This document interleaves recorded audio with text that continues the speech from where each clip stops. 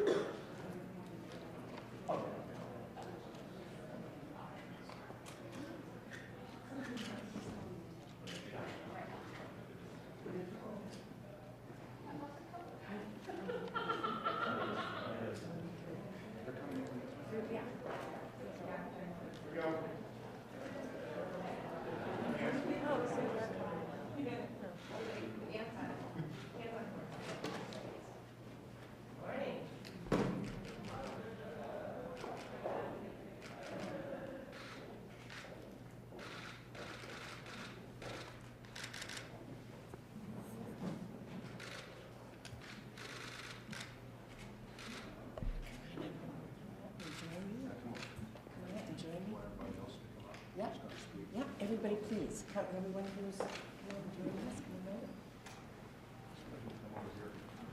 come on over. Sheriff, come on up. Well, good morning. We're so pleased that you're all here. You know, 50 years ago, this year, President Kennedy signed the Community Mental Health Act. It was the last bill he signed as president.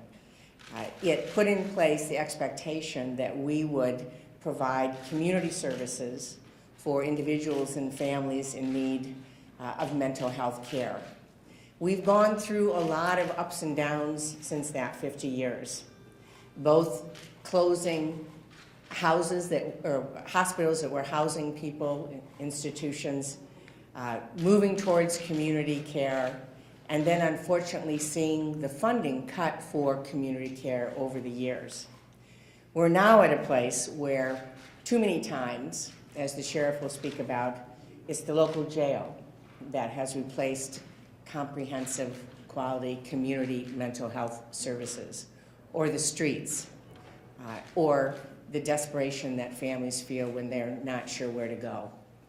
The great news is that we have seen treatment, we have seen medications, we have seen hope increasing, because there are ways to support individuals and families to live long, healthy lives with mental illnesses as well as physical illnesses.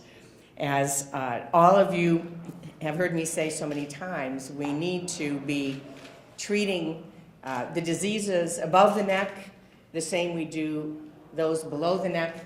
There's no difference with someone who has diabetes, who has to monitor their sugar, has to take insulin in order to be able to monitor a disease that they have throughout their life, and those who are bipolar, who have a brain chemical imbalance, who need to monitor it, who need to take medication, and can live long, successful lives.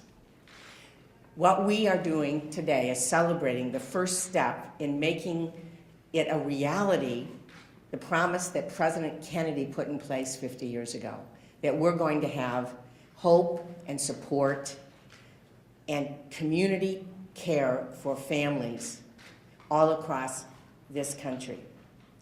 My dad went undiagnosed for 10 years being bipolar, and I saw what happened to our family trying to struggle with what to do. I also saw what happened when he got diagnosed correctly, received medication, received treatment, and was able to go on and live his final years of life as a very successful person working and in his family. This is about hope and opportunity. We have a bill that came out of committee, as you know, to deal with larger healthcare issues, in which we are, for the first time, putting a 10-state demonstration project on expanding community mental health services so that we will have the same kind of funding for community mental health services and substance abuse services as we do for physical health services. It's the final step in mental health parity, creating higher standards for quality behavioral health clinics, and then allowing communities, working with the VA, with community health centers, with community mental health centers, with great nonprofits, to put together what they believe works for them. We now will bring the bill to the Senate in February or March. It is critical that our House colleagues join us in this. We believe that we have the support. We have strong bipartisan support to get this across the finish line in the Senate. We need to just have the support in the House to join us in doing what, frankly, has not been done in over 25 years, is to finally say, in the community, there will be hope, there will be services, and that we will together provide what is needed so that people who are managing mental illnesses, just like physical illnesses, can live long and successful lives.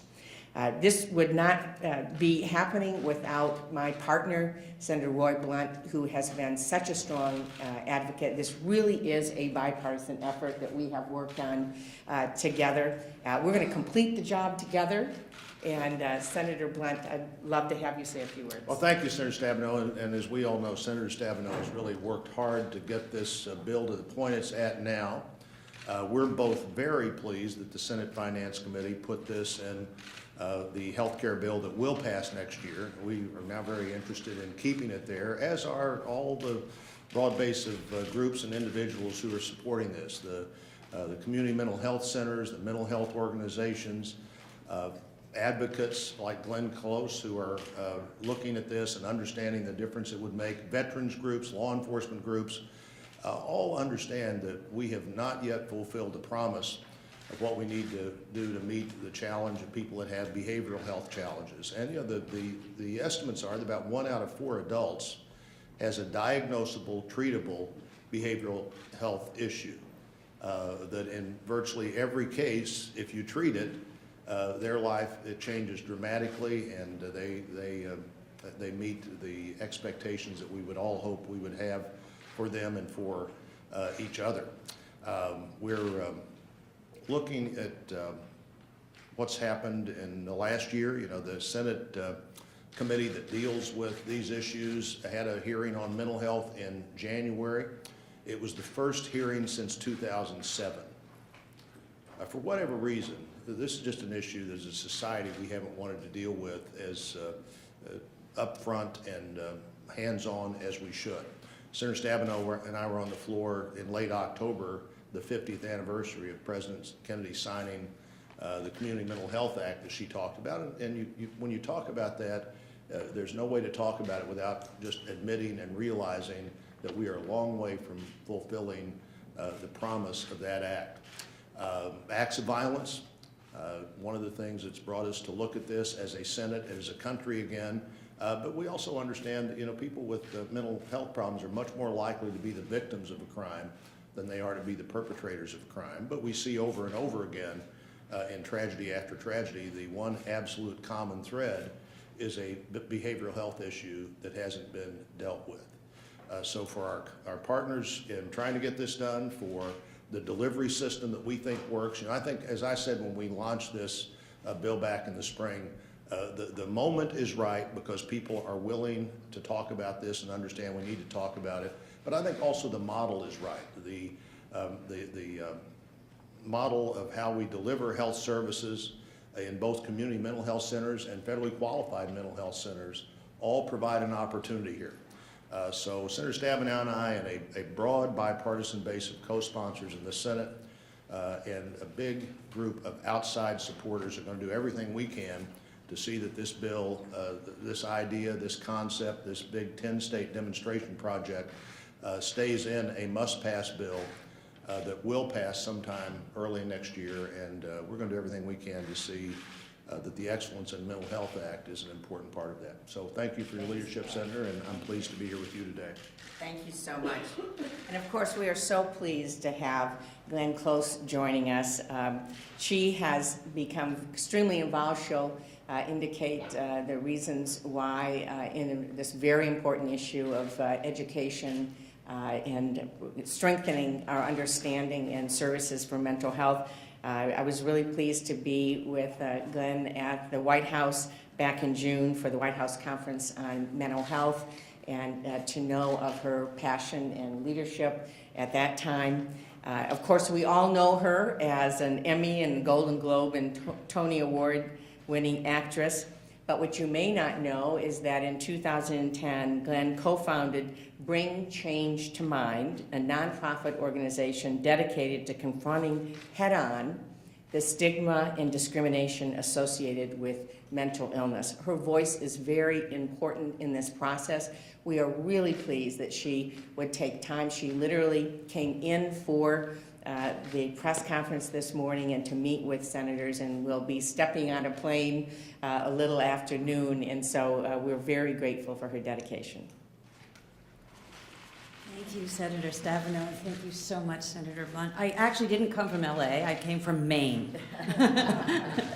I'm not a West Coast person, I'm a dyed-in-the-wool Yankee. I'm just, it's amazing for me to be here in this building, this beautiful building, to be here with all my wonderful friends who feel that this is such an important issue. My journey has been an amazing one. Didn't know what I was getting into. My sister came up to me about 4 years ago and said, I need your help. I can't stop thinking about killing myself. She was finally properly diagnosed with bipolar disorder when she was 50 years old. And she is an eloquent speaker. She's become an amazing advocate herself, as is her son, Kaylin, who suffers from a schizoaffective disorder. Our family had no vocabulary for mental illness. Jessie was always the wild one, the irresponsible one, the one who was acting out. It never occurred to any of us that she might be suffering from something that basically she had no control over, and she was in desperate need of help. It took that crisis point for us to start waking up and learning about what she had been through and learning about what Kaylin had been through. We're lucky that they're still with us. They're incredibly brave. They're my heroes, and whenever I'm speaking, I always feel that they're standing on either side of me, because mental illness is a family affair. And whenever I'm in a room even like this, I think of what Senator Blunt said, that it's 1 in 4 of us are touched in some way by mental illness. So here in this room, on the street, in a grocery store, in the airport, in Grand Central Station where we made our first PSA, 1 in 4. And it's incredible to me that it's still so difficult for people to talk about it. And so our passion is to make mental illness as easy to talk about as diabetes or cancer, so that it's part of the human condition, and it's something that should unite us rather than something that we need to whisper about behind closed doors or feel fearful and ashamed. But the truth is that stigma is huge still. You can change your attitude, but you might still say, yes, I understand about mental illness, but no, I don't want my son to date somebody who has bipolar disorder. So my nephew, who is now married, I met this girl, Meg, and she went to her parents and said, I want to date this young man who has schizophrenia. And in an interview, the interviewer said, well, what happened? And she said, well, my parents were horrified. And they said, well, what happened after that? And she said, they met him. And I think that story needs to be repeated across this country. And what really excites me about this bill is that it will speak to us in our communities, because change is going to come on a grassroots level. And there are people who have been working in the trenches in fantastic community organizations who will be validated and will get the support from the government that they need in order to take care of people who are in desperate need of help and support. Speaking across the country, in colleges, towns, there is a feeling that people are just waiting for permission to start the conversation.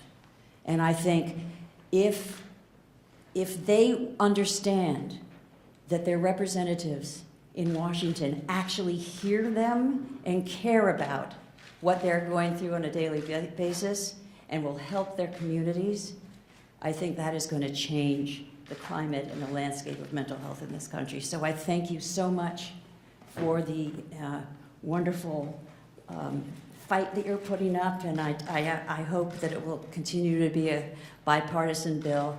I think it will be a watershed for great change in this country. And I'm very proud to be here and proud to be with everyone up here. Thank you. Thank you so much. Thank you so much. And thank you for your work on education and really reaching out and having that conversation. We want to make sure that institutionally that we are saying to people there is not discrimination, which we now are saying in law as it relates to insurance companies, and there is not discrimination in terms of service. And then what you're doing is so incredible. I want to thank Faustino Venzer of Washington, D.C., who is with us to talk about his story today and his courage in being here. And we're very, very grateful to have him here supporting our efforts. Good morning. I want to thank Senator Stabenow and Senator Blunt for inviting me to speak today. I'm very excited. My name is Faustino Venzer, and I am here to speak on behalf of the Excellence in Mental Health Act, because I know from firsthand experience the difference that intensive community-based services can make in the lives of people with serious mental illnesses. While I have struggled with manic depression for most of my life, I experienced an acute psychiatric crisis in 2001. One morning, my mother found me catatonic in the kitchen of our home. While my mom is an immigrant to this country, she immediately understood that I needed help. She took me to Anchor Mental Health, which is an arm of Catholic Charities here in D.C. Anchor operates a satellite clinic in the basement of a Catholic church on Park Road in Northwest and in a Latino neighborhood in Washington, D.C. After an initial assessment at the clinic, I was admitted to a psychiatric hospital where I was stabilized. I have absolutely no doubt that my life was saved that day. Unfortunately, many other people are not as lucky as I have been. As a nation, given recent events, I think we now are confronted with an important choice. Are we going to provide similar opportunities for millions of people, including veterans who fought bravely for our country, with the mental health care they need to sustain them on the road to recovery? Today, to many of our friends and neighbors, like me, people living with chronic mental illnesses like schizophrenia and bipolar disorder are denied the services they need because we haven't provided needed funding for mental health care. The consequences are all around us. Prisons operate the largest inpatient psychiatric hospitals in America. Emergency hospital rooms across the country are boarding children and adults with severe mental illnesses, reducing access to emergency beds for the victims of heart attacks, stroke, auto accidents, and more. Today, I'm grateful to be in recovery. I have a loving wife, I've got a baby on the way, and I've just been admitted to Columbia University. At the same time, my recovery has been made possible in part by the services that Anchor provides me to this very day. After being released from the hospital, I participated in intensive day programming that kept me out of danger, and these services really helped me during trying times. Through supported employment, I learned important employment skills, and I still participate in monthly visits with a mental health professional at Anchor. And permit me conclude with some questions. Does it really make any sense to not finance an expansion of these same services so that people with serious mental illnesses are incarcerated in the Cook County jail system instead? Should we really be housing people with schizophrenia in nursing homes because we aren't providing them with the mental health care they need to remain in the community with family and friends? Shouldn't we be expanding access to mental health and addiction services for National Guard members and U.S. Army reservists living in rural America? These questions answer themselves. Thanks for letting me speak out today, and I'm happy to take any questions you may have. so much. Great job. I think this says it all right here. Thank you. Thank you, thank you. So we are so pleased to have Linda Rosenberg with us. The National Council of Community Behavioral Health has been with us every step of the way. Linda is the president, and we sure appreciate all of their hard work on this. Thank you. Thank you. The National Council provides education and advocacy on behalf of 2,100 not-for-profit organizations and the children and adults they serve in communities across this country. And on behalf of those suffering with mental illness and those who love them, I want to thank both Senator Stabenow and Senator Blunt. You are our heroes. I began my career working in a state hospital. I saw young adults in the throes of psychosis, tormented by hallucinations and delusions. They were being neglected at best and abused at worst. And I met their desperate parents who were too afraid to speak out. So I became part of a movement that Senator Stabenow talked about. The community mental health movement started in 1963 when President Kennedy signed the Community Mental Health Act. He promised to put an end to what he called the cold mercy of custodial care. We have the chance 50 years later to finish the work he began. The children and adults and families served by community mental health centers have complex needs. Children with autism and serious emotional disorders. Adults with schizophrenia, bipolar, and chronic physical conditions. And returning veterans who have PTSD, traumatic brain injuries, and addictions. It costs $175,000 a year to keep someone in a state hospital. A jail cell costs $85,000 a year, and a psychiatric bed in a general hospital can cost up to $1,000 a day. While a package of community-based services, mobile treatment when and where needed, medication, case management, and supported housing costs little more than $20,000 a year. But too many, as you've heard, wind up in hospitals and jails. The Excellence Act rights this wrong. It makes the first national investment in services for people with serious mental illnesses in 50 years. But Senator Stabenow and Senator Blunt are not championing legislation without strings. No, they have expectations and demands. Availability 24/7 for patients and for their families, families that recent tragedies have taught us are all too often alone with nowhere to turn. The Excellence Act demands treatments based on the strongest science and puts in place oversight and reporting accountability that will ensure communities are served and lives are saved. Last week, members of the influential Senate Finance Committee took an important vote.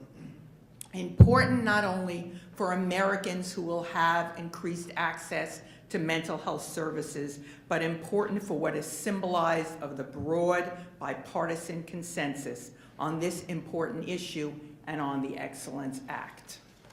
We have come so far since Senator Stabenow introduced the Excellence Act 4 years ago. Such a strong bipartisan vote of approval was only a dream. We've come too far to turn back. And I urge all members of Congress and all of you here today to let your members of Congress know that this important legislation must pass. It will make our communities healthier and stronger, and it is an investment we can no longer put off. Thank you very much. Thank you so much. Thank you very, very much. Thank you so much. We're also pleased to have Justin Constantine with us, Iraq war veteran. We thank him for his service. Justin, I think, is one of our great lucky charms because he was with us when we announced that we were introducing the bill and is back with us. And we very much appreciate Justin and his strong advocacy and voice. Thank you very much. Well, I spent 16 years in the Marine Corps, and I deployed to Iraq in the fall of 2006 During a routine combat patrol there, I was shot in the head by an enemy sniper. Fortunately, I've been very, very lucky in my recovery and survived an injury that probably should have killed me. Besides the numerous physical issues associated with that injury, I also suffer from post-traumatic stress and a traumatic brain injury. That really shouldn't surprise anyone, and it shouldn't be surprising that approximately 20% of our returning service members from Iraq and Afghanistan also suffer from PTSD. The good news for me and thousands of others of this generation of warriors is that Give an Hour provides free mental health counseling for as long as we need it. And not just for the warriors, but for our family members as well. So I truly understand the value of providing mental health care for those who need it. I also know that asking for help is a sign of strength, not weakness, and there's still a great stigma attached to PTSD and other behavioral health issues. But as was already stated, we should make seeking mental health care and getting that treatment as simple as any other medical issue. I personally know hundreds of other veterans who suffer from PTSD. Some have sought care and some haven't. Fortunately for us, Give an Hour, the VA, and other groups exist to help us. But similarly, millions of Americans across our country also suffer from behavioral health issues. And right now, it can be very difficult for them to get the support that they need and deserve. At a time when Congress is facing some challenges working together, this bipartisan legislation providing for a broad range of mental health services is a breath of fresh air. Just as I deserve coordinated and affordable mental health care and any sort of care for my mental health issues, so does every American. This well-needed legislation makes sure that happens. Thank you very much. Thank you. Thanks so much. We're good to have you with us. Thank you, sir. Thank you so much. And now another one of our good luck charms who's been with us, Barbara Van Dalen, founder and president of Give an Hour, which is the organization through which mental health professionals volunteer 1 hour a week to serve veterans, supporting families. Barbara has been a very strong voice, and we are so grateful for everything that Give an Hour does. Good morning. Thank you, Senator Stabenow and Senator Blunt, for this important legislation that we are continuing to pull up this very large mountain, but we'll get there. There's no doubt of that. So here's my story, because stories, that's what moves our nation. That's what moves people to act, to change. I'm from California. I was born into a family. My father was a World War II veteran. He lied about his age to join the Navy after Pearl Harbor. Soon after he came home from the war, and he was in battles, he saw many things that he never talked about.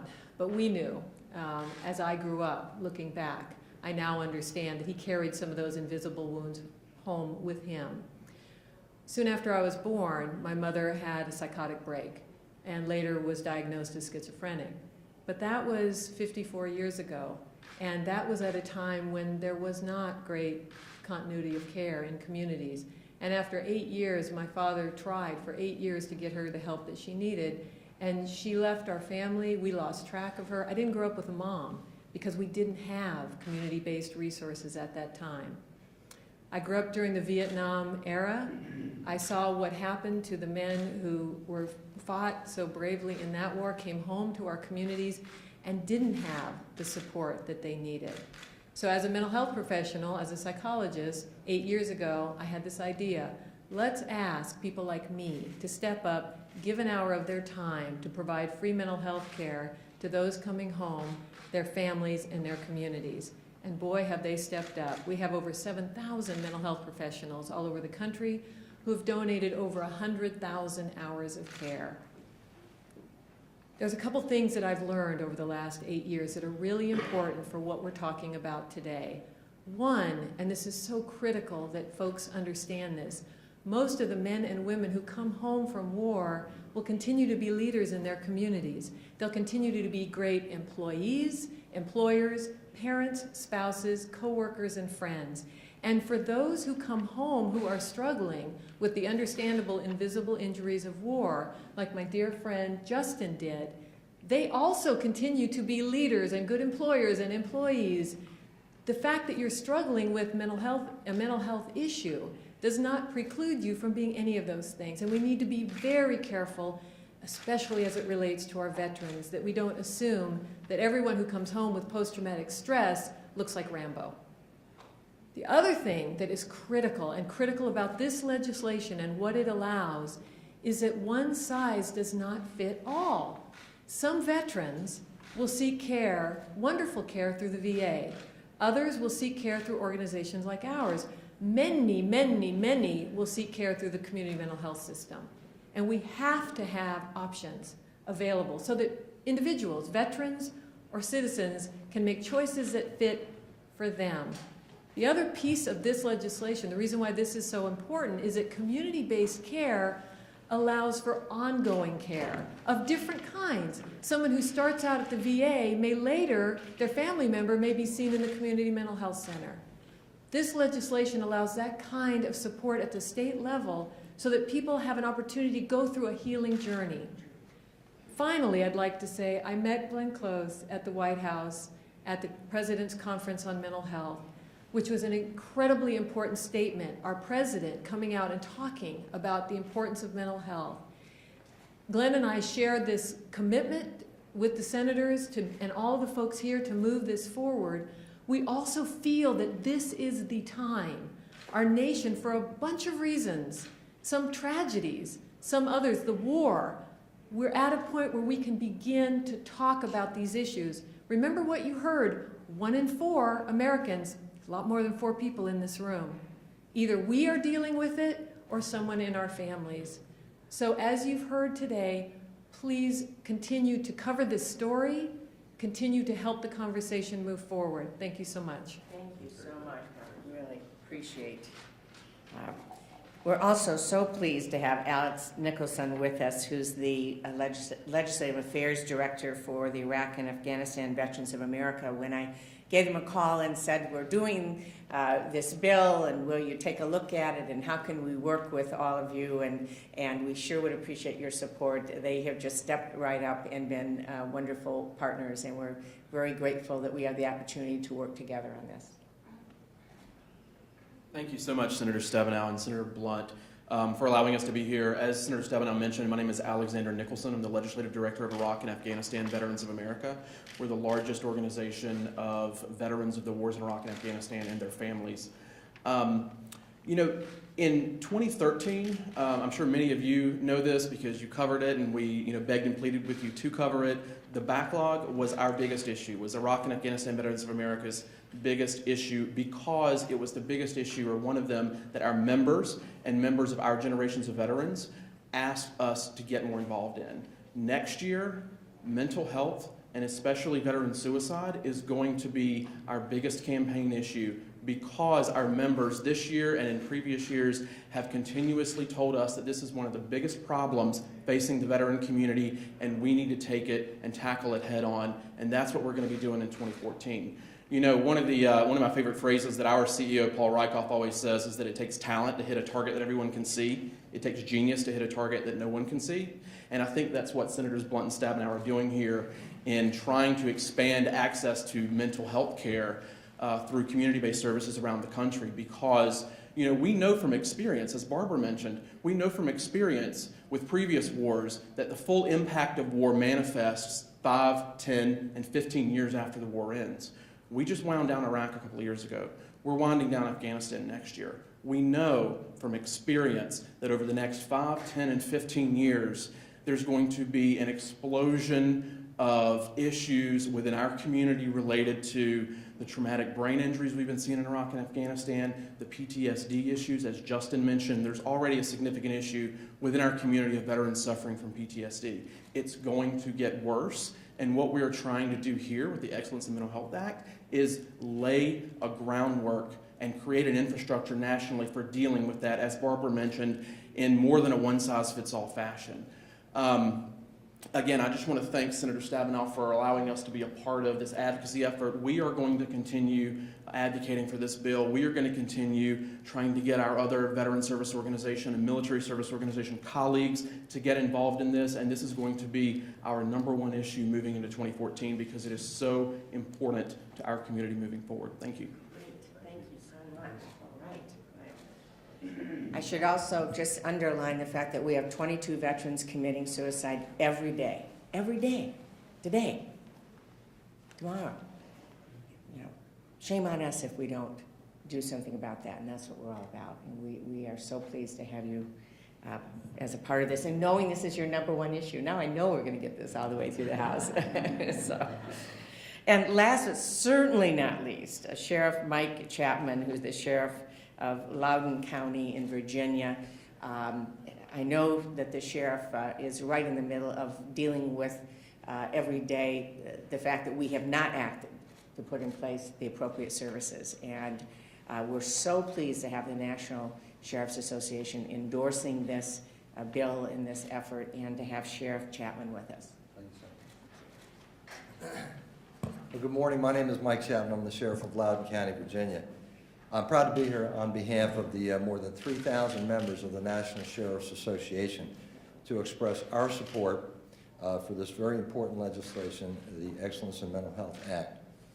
This issue is personally important to me as we have taken major steps in Loudoun County to address the hundreds of mental health cases that we handle every year.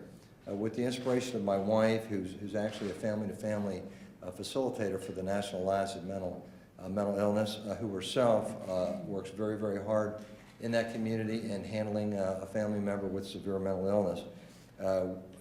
She was my inspiration. We've already conducted several crisis intervention training classes for our deputies to better handle situations involving mental illness, ways to de-escalate situations, and ways to relay information that's very, very helpful to families involved with mental health situations.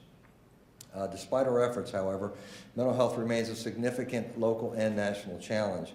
As was mentioned, the jails unfortunately are a place where many people with mental health issues end up, and in fact we have about 20% of our jail population has diagnosed mental health issues. So our commitment and this commitment to the serious mental health problem is sincere, and it's a problem that has obviously been overlooked for too long. This bill, what's great about this bill is it would expand the access to care at community mental health centers across the country and improve the quality of mental health care. Individuals with serious mental health conditions often lack, as I mentioned, the access to care, and as sheriffs know too well, the results of this can be tragic. Local law enforcement officers are often diverted from their duties to handle psychiatric emergencies. In these situations, officers may lack the specialized training to handle these situations, and that's why that's also important, and I mentioned the crisis intervention training. This legislation would offer local criminal justice agencies, including sheriff's offices, better resources for managing our psychiatric emergency.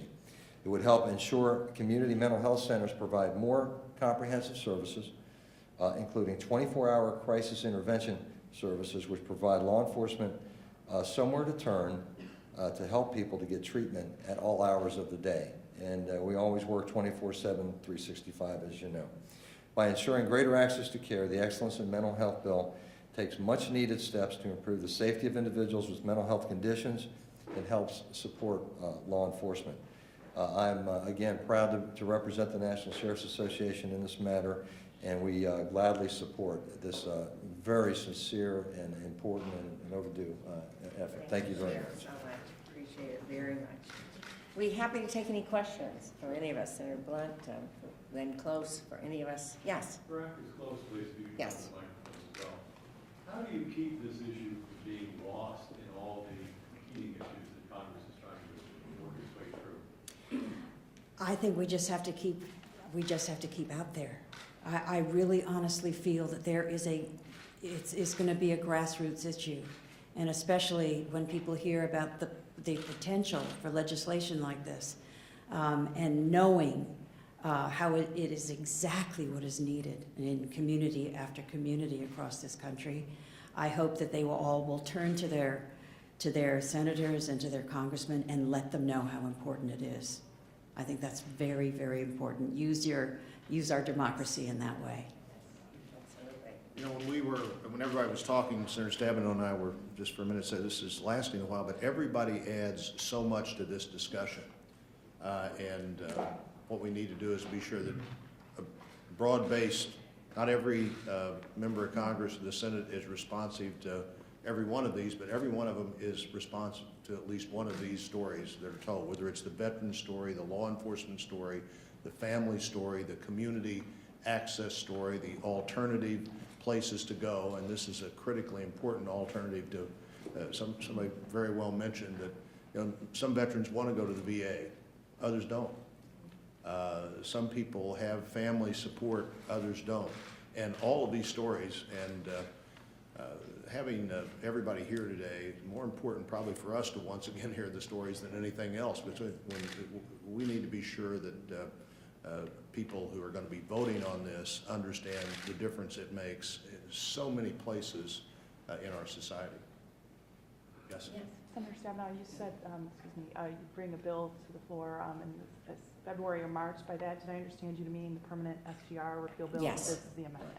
That's correct. Okay. As you know, we did a 3-month Right. patch on the SGR. So this is a permanent fix, which is also a very important bill, and that I've been very involved in as well as it relates to physician payments on Medicare. But when the 3-month runs up, we will need to do the long-term change. Our bill is a part of that. And so we'll be reaching out in the next couple of months to really tell the story. Everyone here has a very powerful role to play in this. This is actually a small piece in terms of funding with huge impact on people's lives. I'll have time for maybe 2 more. Yeah. Let's go here. Senator came to the public's attention in Virginia recently following the state Senator Creed's family tragedy, a shortage of psychiatric beds and lack of crisis intervention. Can you somehow quantify how your bill would change that compared to what we have today in the nation? Yes. The provision in the bill that passed the Finance Committee would set up the opportunity for 10 states to be able to participate in increased funding for community mental health services. So it's voluntary. We don't decide which 10 states, although we'd like a couple of M states to be in that. So, I mean, we could add the 3rd M state in Maine. Yeah, so, but it will be voluntary on the state's part, working with communities. And it's just like what we do for federally qualified health centers right now, where they put together an application and show how they can meet high standards for health services. And then if they meet the standards and qualify, they are then designated as a federally qualified health center. And then they can reimburse for services. So what we're doing is creating a federally qualified behavioral health clinic status that will require, in order to get this funding, you have a 24-hour psychiatric emergency services program, which is critical, as the sheriff was talking about right now.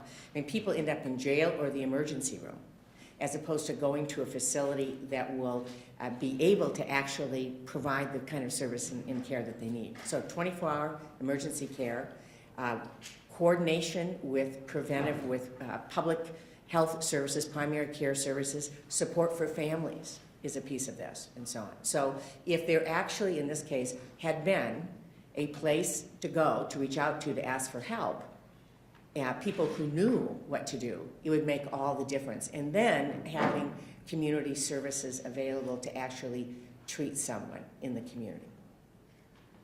Yes. Senators, you mentioned the House. Have either of you spoken with House Republican leadership or the leaders working on the SGR bills over there about keeping it included or moving it along separately?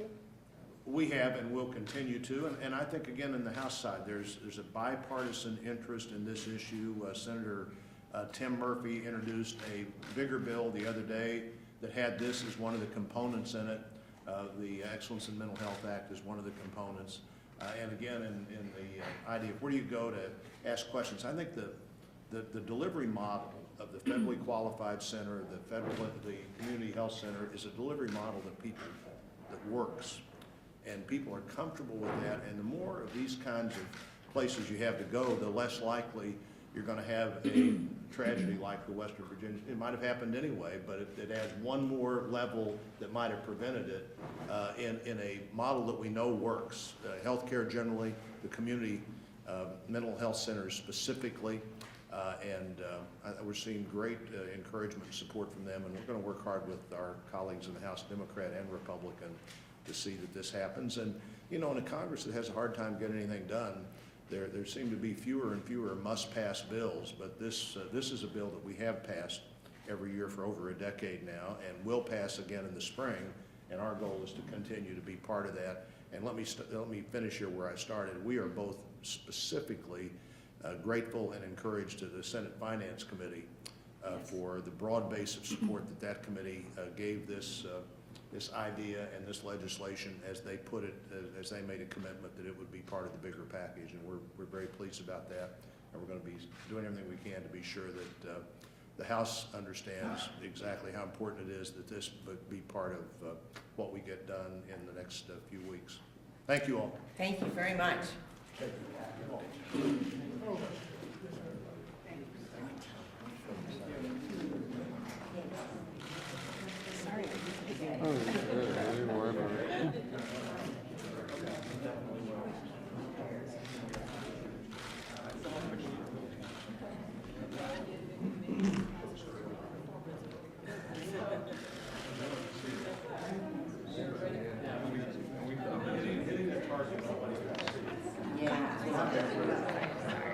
No, I'm sorry.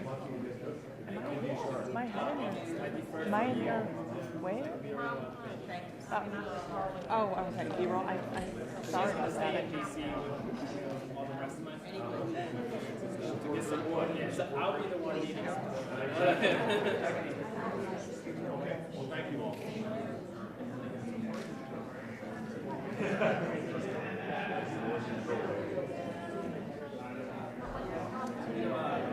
I'm actually really interested in mental health.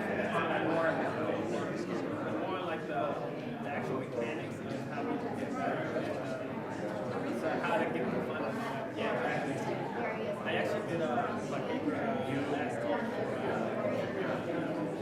honors literature class, and it was about how the mental health field and